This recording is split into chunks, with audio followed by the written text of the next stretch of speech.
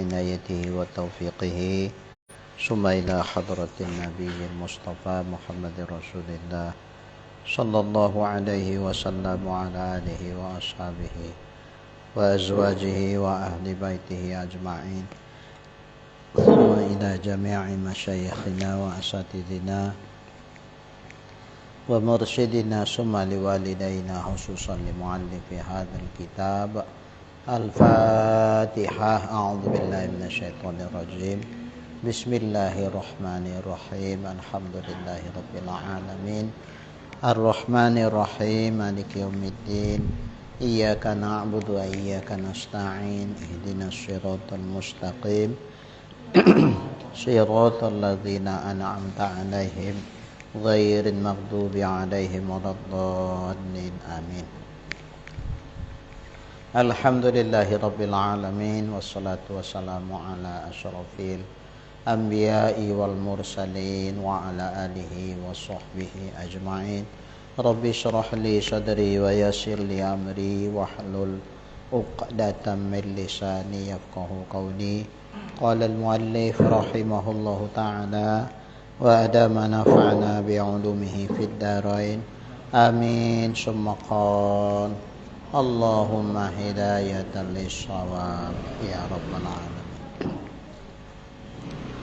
Dan lagi firman Allah Subhanahu wa taala di dalam Al-Qur'an, fawailul lil musallin alladzina hum an salatihim sahun, yakni maka dimasukkan Allah taala ke dalam neraka wail, yang adalah mereka itu lalai dan lupa, yakni ditinggalkan akan sembahyang. Jadi Allah menyatakan maka neraka wail, dimasukkan ke dalam neraka wail bagi orang yang sholat, yaitu orang yang mereka itu lalai daripada sholatnya. Jadi lalai dari sholat ini meninggalkan sholat dari waktunya, walaupun disolatkan juga tapi lewat waktu. Jadi meninggalkan sholat dari waktunya, jadi lalai dari waktu sholat itu. Jadi ketika masuk waktu tak dikerjakan sampai lewat waktu, walaupun dikerjakan tapi lewat. Nah ini masuk, diancam dalam neraka wail. Seperti apa itu dahsyatnya wail? Kalau batu-batu gunung cadas yang keras itu dicampakkan ke dalam wail, niscaya akan hancur lebur jadi abu, saking dahsyat panas wail itu. Jadi wail itu satu lembah, wadin fi jahannam, satu lembah yang ada dalam neraka jahanam. Jadi neraka jahanam itu luas, berlembah-lembah. Salah satu lembahnya namanya wail. Nah kesitulah dimasukkan orang yang sholat tapi lalai daripada waktu sholatnya, sehingga sholatnya lewat-lewat dengan sengaja lewat waktu. Mungkin karena pengaruh faktor pekerjaan, ya sibuk kali dia dengan urusan kerjanya sampai lewat waktu sembahyang. Walaupun dikerjakan, bukan sama sekali nggak sholat dia, tapi itulah lewat-lewat waktunya. Nah ini diancam neraka wail. Kayak mana pula yang nggak sholat sama sekali. Wah itu lebih dahsyat tentu dari wail kan. Itu nanti nerakanya sakor. Masalakakum fi sakor, apa yang menyebabkan kamu sehingga kamu masuk ke dalam neraka sakor? Jawab mereka yang di dalam neraka sakor, penyebab kami maka disiksa kami, itulah leha-leha waktunya sampai lewat-lewat. Nah, itu wail namanya.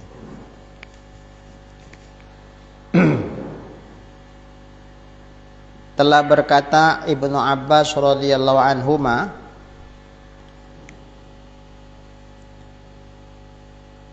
sebagai penjelasan terhadap ayat tadi. Dan adapun dinamakan wail itu satu wadi, satu lembah, yakni tempat yang di dalam antara dua gunung di dalam api neraka jahanam. Di antara gunung dengan gunung itu lembah itu kan. Nah, lembah neraka jahanam. Itulah wail itu, kata Abdullah bin Abbas. radhiyallahu anhumah minta tolong daripadanya kepada Allah Ta'ala api neraka jahanam daripada panasnya.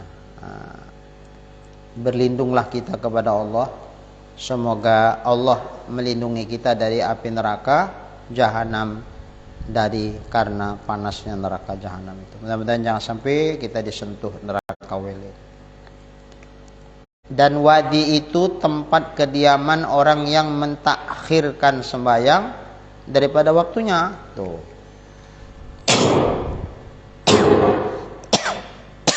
Nah, jadi wadi, lembah neraka jahanam yang disebut wail itu tempat kediaman, tempat sisaan orang yang melambat-lambatkan sembahyang dari waktunya. Sembahyang tapi lewat. Nauzubillahi min dzalik. Istimewa pula orang yang meninggalkan sembahyang selama-lamanya. Kayak mana pula lah orang yang sama sekali nggak sembahyang. Wah, lebih parah. Itulah sakor. Nauzubillahi min dzalik. Inilah siksanya orang yang meninggalkan sembahyang, yang demikian disebutkan di dalam Quran dan beberapa ayat Quran. Yang lain daripada itu, ada juga yang lain dari itu disebutkan di dalam Quran. Dan lagi sabda Nabi Shallallahu Alaihi Wasallam, ini yang disebutkan Nabi dalam hadis. Kalau yang lalu-lalu itu yang disebutkan Allah dalam Quran. Nah, dalam hadis pula, ma farraqu bainal muslim wal munafiq illa bitarkis shalah. Fa in tarakaha jahidan liwujubiha kana kafiro. Yakni tiada perbedaan antara orang Islam dan orang yang munafik, melainkan orang yang meninggalkan sembahyang. Jadi sekilas antara orang Islam sama orang munafik nggak ada beda. Bedanya di mana? Kalau orang munafik ninggalin sholat, orang Islam tentu tidak meninggalkan sholat. Jadi kalau orang Islam ninggalin sholat, lalu bedanya sama orang munafik apa? Nggak ada. Makanya Nabi bilang, ma farraqu, tidak ada beda mereka antara orang Islam dan munafik kecuali meninggalkan sholat. Maksudnya orang munafik meninggalin sholat, gampang aja ninggalkan sholat, nggak aja bala beban gitu. Kalau orang Islam meninggalkan sholat tuh jadi beban, makanya nggak berani. Nggak berani ninggalin sholat, harusnya begitu. Baru namanya orang Islam. Kalau enggak, ya udah, apa bedanya sama orang munafik? Munafik gampang aja ninggalin sholat. Kalau ada orang Islam ninggalin sholat gampang, lalu bedanya sama orang munafik mana? Mau kita dibilang orang munafik? Pasti kan nggak mau. Tapi perilakunya sama kayak orang munafik. Ya kalau kita nggak mau dibilang munafik, ya perilakunya harus beda sama orang munafik. Orang munafik gampang ninggalin sholat. Nah kalau begitu kita supaya jangan seperti orang munafik, ya kita jangan ninggalin sholat, kerjakan sholat. Nah gitu. Fa in tarakaha, siapa yang meninggalkan sholat, jahidan liwujubiha, ingkar dia bagi wajibnya sholat itu, kana kafiro, maka adalah ia kafir dengan nyata. Ini kafir dengan nyata. Kafir yang kayak mana? Kafir keluar Islam lah. Bukan kafir dalam artian kufur nikmat. Beda hadis Nabi, man tarakas shalah muta'ammidan faqad kafaro ziharon. Barang siapa yang meninggalkan sholat dengan sengaja, maka sungguh telah kafir dia dengan kafir yang nyata. Kafir yang nyata di situ bukan kafir keluar Islam. Selama dia masih meyakini sholat sama dia itu wajib, tapi dia males mengerjakan sholat itu. Yang kayak begini tidak kafir dalam artian keluar dari Islam. Loh, Hadis Nabi bilang kayak gitu, muta'ammidan, kalau sengaja ninggalin sholat, maka kafir yang nyata. Kafir di situ bukan kafir keluar Islam, tapi kafir dalam artian kufur nikmat. Nah, dia kufur terhadap nikmat yang diberikan Allah. Nikmat yang begitu banyak, lawang cuman suruh sholat aja kok masih berat. Berarti dia kufur terhadap nikmat Allah. Nah, itu kufur nikmat bukan kafir. Orang yang maksiat itu kufur nikmat. Orang yang nggak mengerjakan perintah Allah itu kufur nikmat. Orang yang melanggar aturan Allah itu kufur nikmat. Nggak berterima kasih dia sama Allah. Nggak bersyukur dia sama Tuhan dari kasih anugerah. Nah, beda kalau orang ngasih anugerah pertolongan. Oh, dijaganya betul-betul perasaan orang yang nolong itu. Kayaknya udah berutang budi kali dia. Nggak berani dia membantah, nggak berani dia bersikap menentang, nggak berani. Selalu kan gitu ya Bu ya. Iya Bu. Kenapa? Udah berutang budi sama orang itu, maka nggak berani bantah, nggak berani. Iya aja. Berutang budi sama orang, nurut aja apa katanya, patuh aja dia. Sama Tuhan, adakah kebaikan Allah lebih kecil dari kebaikan orang yang baik ini sama dia? Baiknya orang ini nggak ada seberapa dibandingkan baiknya Allah. Lalu kalau ke orang bisa begitu, ke Allah kenapa nggak bisa begitu? Sogianya sama Allah lebih dari begitu. Sebagai tanda apa? Tanda kita mensyukuri nikmat yang begitu banyak yang tak bisa kita ngitungnya. Ya patuh kita sama dia. Maka orang yang nggak mau patuh sama Allah berarti dia nggak ingat nikmat yang besar dari Allah. Berarti kufur nikmat dia. Tapi nggak sampai kafir karena dia masih mengakui sholat itu wajib.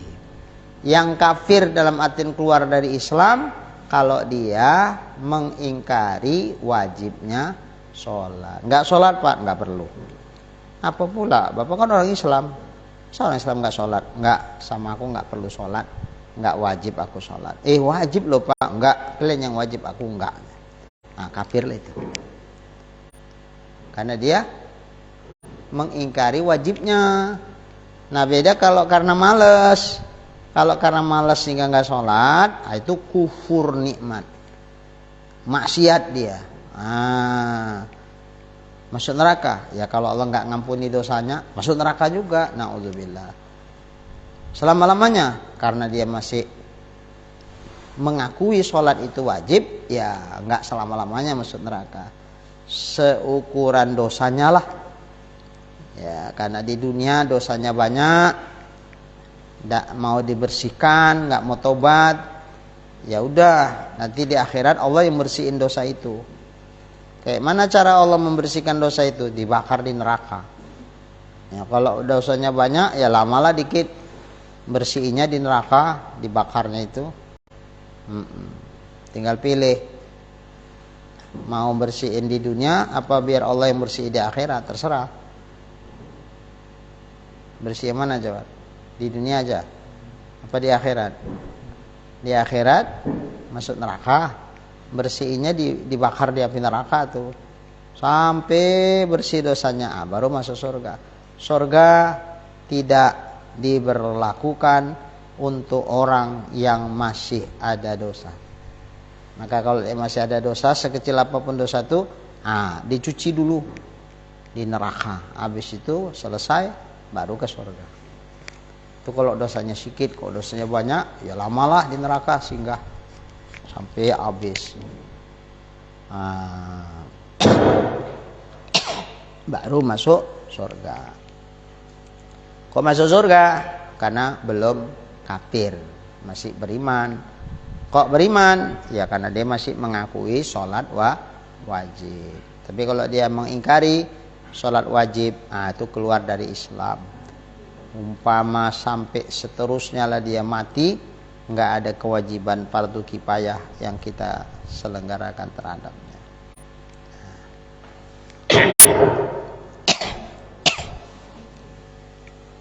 Baik. Dan lagi satu riwayat dengan nyata. Karena munafik itu pada zahirnya Islam, tapi batinnya kafir. Nah, itu makanya kalau jumpa orang Islam bilang ngakunya Islam. Pas orang Islam berjamaah, ya karena mereka udah terjebak ke situ ya ikut. Karena mereka takut ketahuan kafir yang dalam hati mereka itu takut ketahuan, maka ya sholatlah mereka ikut-ikutan. Tapi kalau nggak di depan orang Islam, ya mereka nggak sholat. Oh, memang pada dasarnya nggak percaya sama Islam. Itu munafik itu. Na'udzubillahi min dzalik.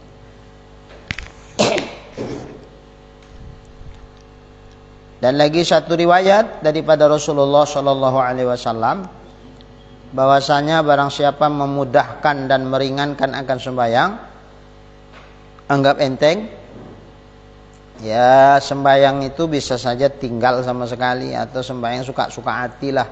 Lagi mood sembahyang, lagi nggak mood nggak sembahyang. Ada pula sembahyang pakai mood-moodan. Lagi senang hati sembahyang, lagi suntuk ada masalah, tewas sembahyang. Nah, atau lagi ada hajat sembahyang, begitu hajat selesai macam nggak butuh Allah, sembahyang lagi dia. Macam-macam tingkah orang terhadap sembahyang.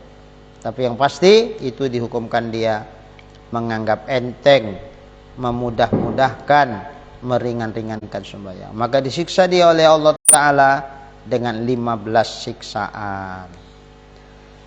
15 itu 6 siksaan di dalam dunia, 3 siksaan pada waktu matinya, 3 lagi siksaan pada waktu di dalam kuburnya, dan 3 siksanya itu waktu bertemu dengan Tuhannya nanti pada hari kiamat.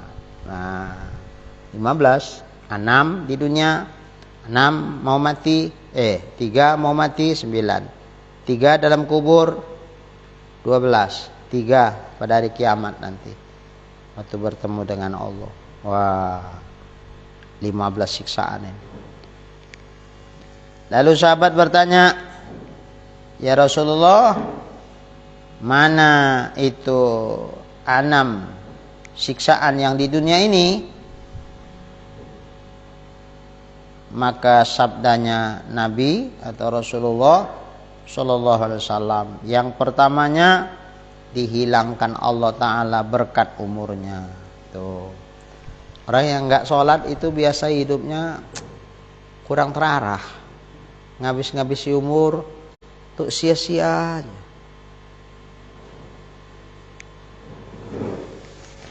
Kerjaannya, hobinya apa? Yang sia-sia. Mancing, tahan itu di Paluh panas-panas tuh. Mukanya udah walah, data kayak mana-mana lah muka itu kena panas. Tahan ya gitu. Ngabis-ngabisi umur. Sholat enggak, apa enggak, makan jam makan, habis itu makan ya udah. Padahal yang dapat satu harian apa? Setengah kilo.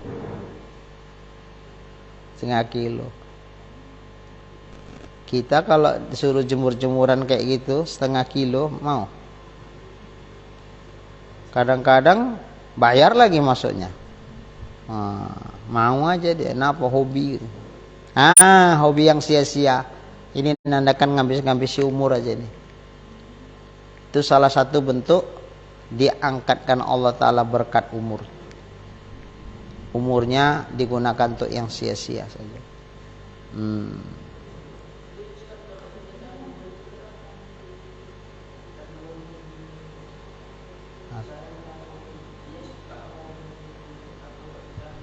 Hobi apa? Mancing. Ya udah, hobi mancing, tapi ya tetap sholat. Jangan dihabiskan umurnya mancing aja. Ada orang hobinya luar maniak betul ya, sampai lupa segala-galanya. Ada lagi sampai malas kerja pun, ngamuk-ngamuk istrinya. Saudara kawannya datang mau bawa pancing, udah bola. Pergi kerja pun mau dia. Maniak. Ya nggak hanya mancing sih sia-sia umur, ya banyak lain lah.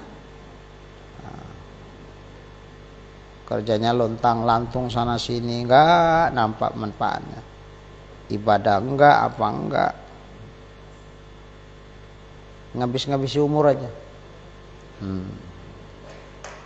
Mutih-mutihin rambut, mutih-mutihin jenggot, tapi enggak bermanfaat umurnya. Bikin lama jadi neraka. Iya, nambah umur bikin nambah banyak dosa. Jadi terakhir nambah lama di neraka. Maka siapa yang dosanya terus nambah, nggak tobat-tobat, udahlah, mati lebih bagus sama dia daripada hidup nambah dosa terus. Kan bikin ngelamain neraka, bagus cepat mati aja. Tapi dia mintanya panjang umur pula tuh. Dari panjangan pula yang kayak itu umurnya. Nah, ya Allah. Itu istidraj itu sama dia. Iya, tertipu dia. Pikir dia dipanjangkan umur tuh Tuhan sayang. Sehat aja pula badannya, sakit-sakit. Ini Ustadz batu-batu aja.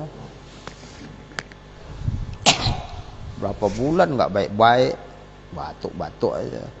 Aku nggak ada, masuk angin nggak ada, apa nggak ada. Ustadz tuh baru berapa umurnya? Baru paling limpul. Aku udah 60 lebih. Nggak ada sakit-sakit aku. Wih, bangga pula. Ternyata rupanya sehat dia itu istidraj sama dia.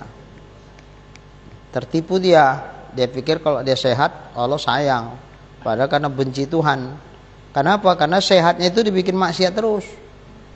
Bukan bikin taat. Nah.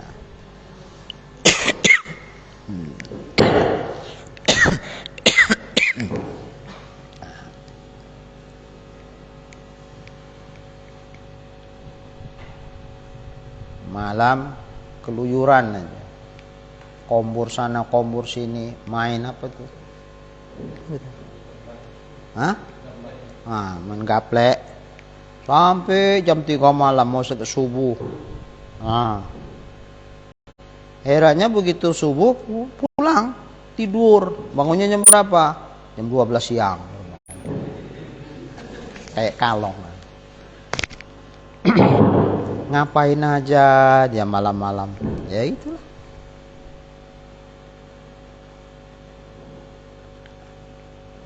Lebih parah lagi. Malam waktunya tidur dia keliaran. Ngapain? Ngintipin manggorong. Ngintipin entah apa-apa yang bisa diintip lah. Ada kesempatan tewas. Iya. Ada yang heran. Itu ditanya ngapain? Mancing belut.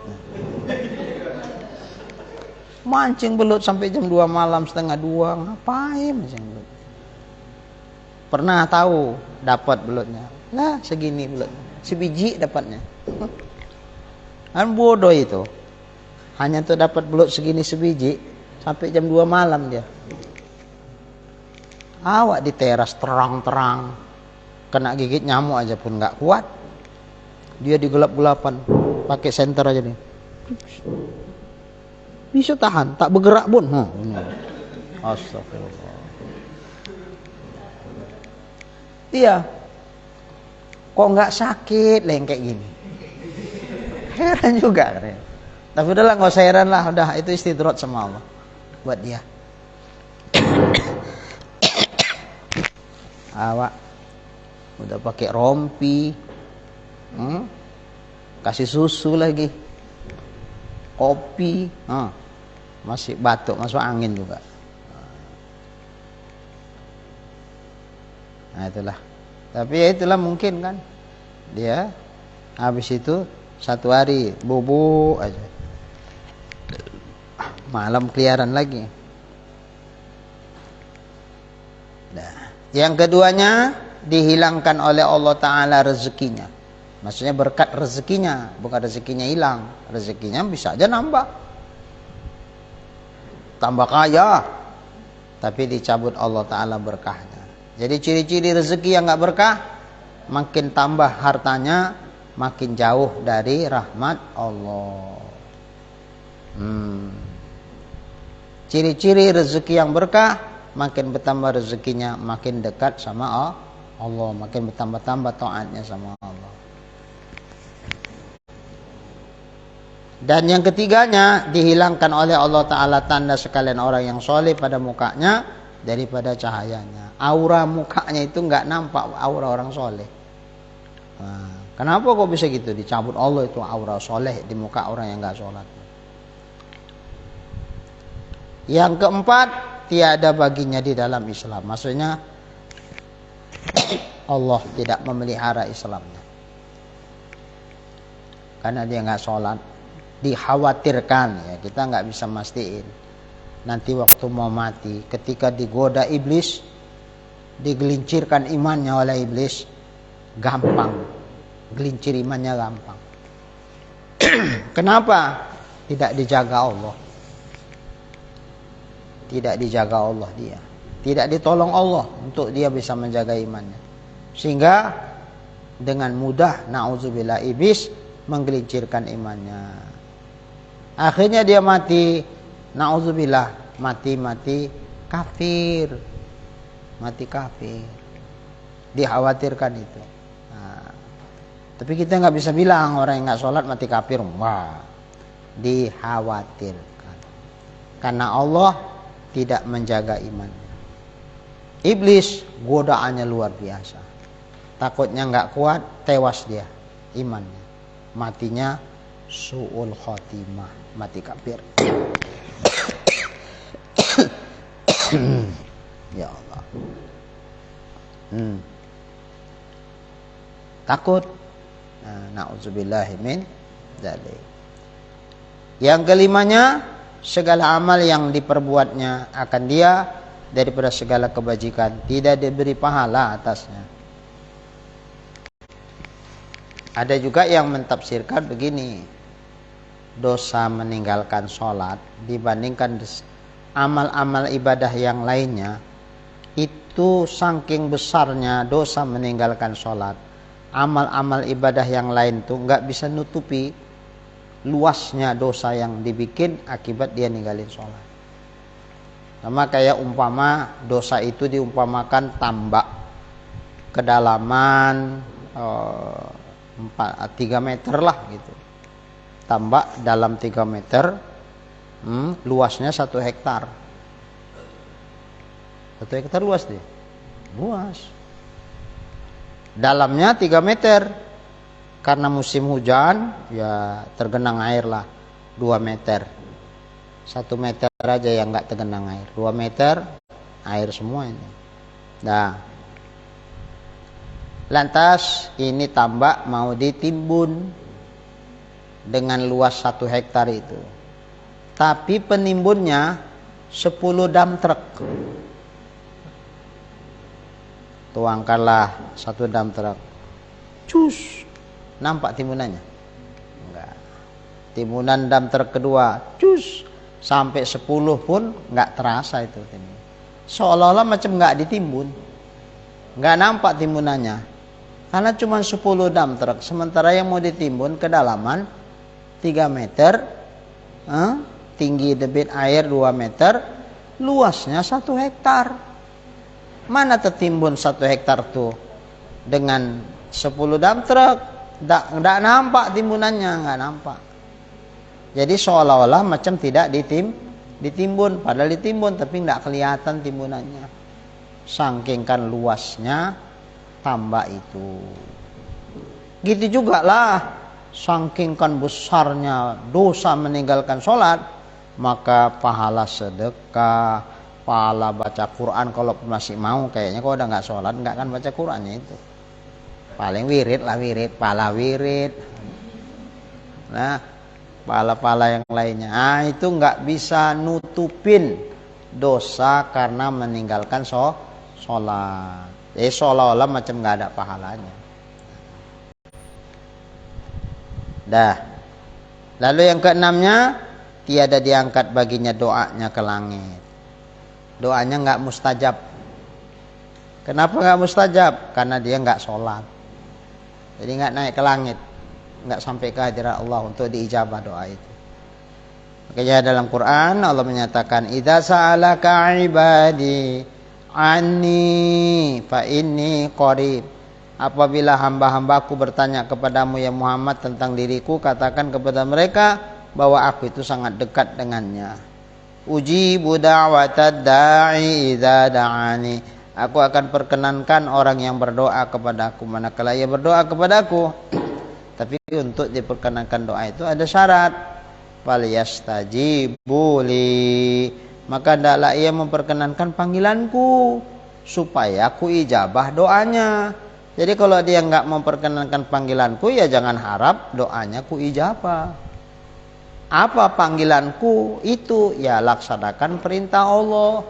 Sholat jangan tinggal. Nah, itu baru namanya memenuhi panggilan Allah.